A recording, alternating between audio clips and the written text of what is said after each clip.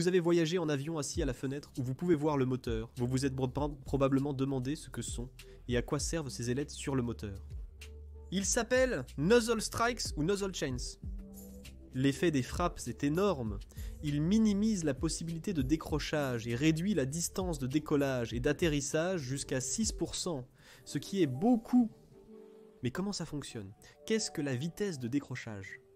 Et peut-on voir cet effet à l'œil nu? C'est ce que nous allons voir dans cette nouvelle vidéo de Monde de l'aviation.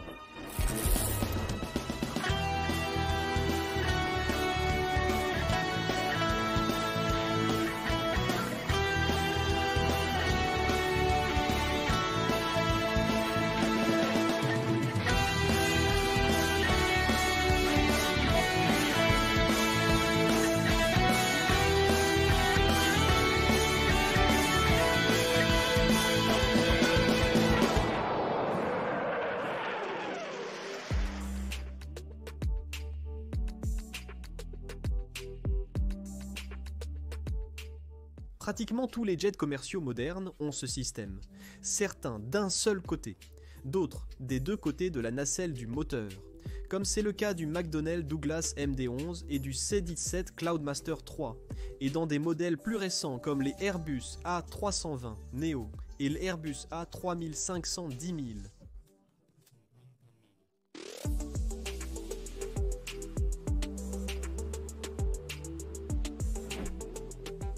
C'est un brevet relativement nouveau. Il a été développé en 1970 et son but est d'améliorer l'aérodynamique de l'aile du réacteur commercial en générant un vortex.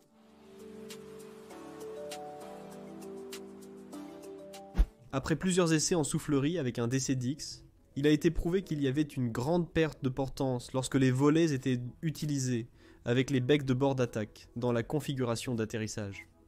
En conséquence, la vitesse de décrochage était plus élevée d'environ 5 nœuds.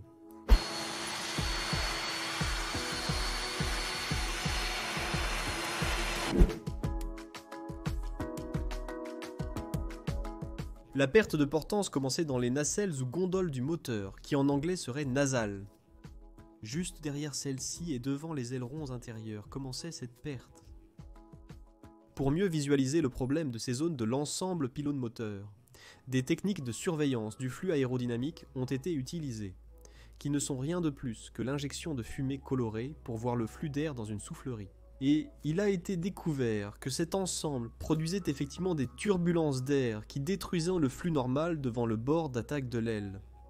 Ces turbulences étaient accentuées par le fait que dans les zones où les moteurs sont montés, les pylônes sur lesquels le moteur est suspendu, il n'y a pas de volet ou de surface de bord d'attaque. La solution a été développée par la National Aeronautics and Space Administration, par le Aeronomy of Ice in the Mesosphere Research Center, où ils ont installé les ailerons, appelés strikes, et les ont placés sur les nacelles des moteurs à 45 degrés par rapport à l'horizontale.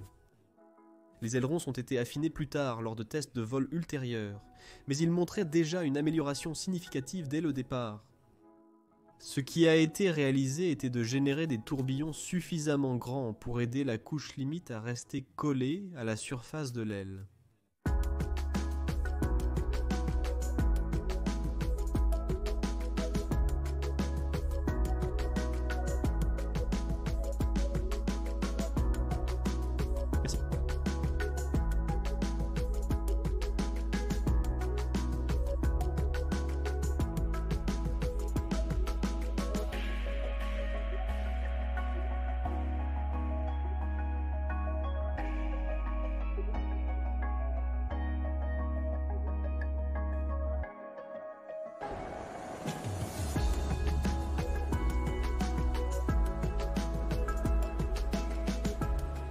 Mais pour apprendre plus en profondeur comment fonctionnent les frappes de Nusselt, nous allons devoir comprendre ce graphique. Ce que nous voyons ici est le coefficient de portance par rapport à l'angle d'attaque. Ce n'est pas simplement l'angle de l'avion par rapport au sol, c'est un peu plus complexe que ça. L'angle par rapport à l'horizon est appelé angle de tangage ou pitch angle en anglais. Si cet avion monte, il aurait une attitude de tangage positive. Ces concepts sont expliqués dans la vidéo sur les axes d'un avion. Si vous n'avez pas bien compris, je vous suggère de regarder cette courte mais très illustrative vidéo. Les liens sont ci-dessous et ci-dessus dans les cartes.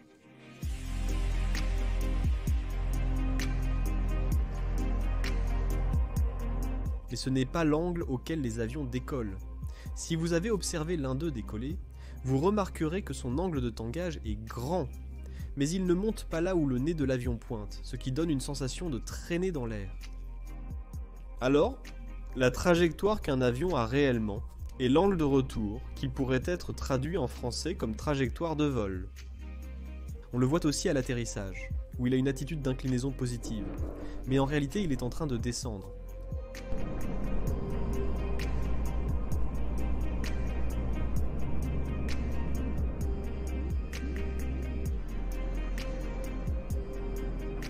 Si nous traînons l'angle de la trajectoire avec le tangage, nous avons l'angle d'attaque. Et c'est celui que nous voyons sur l'axe X du graphique. Et sur l'autre axe, nous voyons le coefficient de portance. Et ce que nous montre le graphique, c'est que plus l'angle d'attaque est grand, plus la portance est importante. Mais jusqu'à un certain point où l'avion entrerait en décrochage. Cette vidéo montre un exemple d'entrée en décrochage. Une fois que l'angle d'attaque est très grand, le flux d'air se sépare de l'extrados, ou partie supérieure de l'aile, devenant turbulent, réduisant dramatiquement la portance et faisant entrer l'avion en décrochage. Perte de portance. Quel est le lien avec les nozzle strikes? Eh bien, lorsqu'un avion décolle ou atterrit, ses ailes doivent avoir une portance suffisante à basse vitesse car il vole à un angle d'attaque plus élevé. C'est pendant cette phase de vol que les volets et les becs sont utilisés pour créer plus de portance, car la vitesse est plus lente. Mais les volets ou les becs sont moins efficaces si le flux d'air se sépare de la surface de l'aile.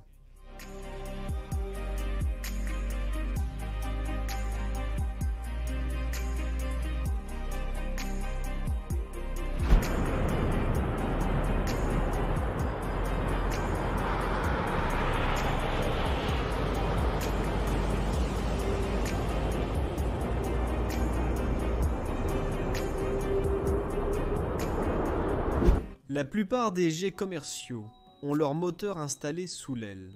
La forme du moteur crée une séparation indésirable du flux d'air sur la partie supérieure de l'aile en augmentant l'angle d'attaque. La nacelle du moteur rend l'air turbulent derrière elle, et il est moins probable qu'il y ait un écoulement laminaire sur l'aile. Alors, pour contrer cela, les ingénieurs ont créé les nozzle strikes, qui aident à maintenir l'écoulement laminaire et à éviter la perte de portance due à la séparation de la couche limite.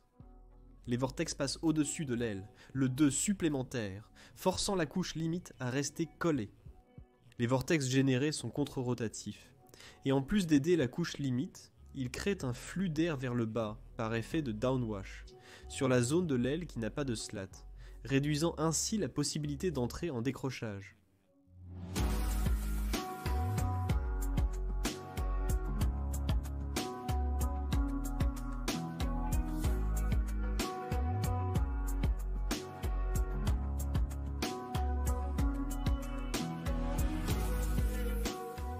Et ce phénomène reste invisible dans cette vidéo parce que s'il fait froid et que l'humidité est élevée, on peut parfaitement voir le vortex généré par le nozzle strikes, pour le même phénomène que j'avais déjà expliqué dans la vidéo sur la barrière du son. Nous pouvons nous rappeler d'une expérience que nous avons faite à l'époque où nous avons visualisé comment l'eau de l'environnement se condense pour devenir visible. L'humidité de l'air se condense, c'est-à-dire que l'eau à l'état gazeux devient liquide en petites gouttelettes en raison de la baisse de température. Pour illustrer cela, j'aimerais faire cette expérience très intéressante. Nous allons reproduire ce phénomène chez nous. J'ai ici une bouteille en plastique que je connecte avec un bouchon à ce gonfleur. L'idée est de générer de la pression à l'intérieur de la bouteille. Celle-ci est chargée avec de l'air ambiant. Et maintenant, si je retire rapidement le bouchon, je vais baisser la pression rapidement, abaissant ainsi sa température d'un coup. Alors, les petites gouttes d'air qui sont présentes là-dedans se condenseront, formant le brouillard qui se forme dans les avions. C'est la même chose que nous voyons se former dans les avions. De l'eau condensée. Eau condensée.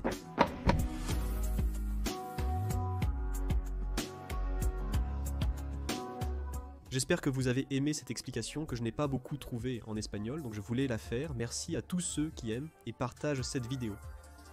Un grand merci également à Manuel Represa, car une grande partie du scénario de cette vidéo est basée sur son livre Questions, que vous avez toujours voulu savoir sur l'aéronautique. Une série de livres que je recommande beaucoup. Je vous laisse les liens ci-dessous pour que vous alliez voir. Jusqu'à une nouvelle livraison de Monde de l'aviation.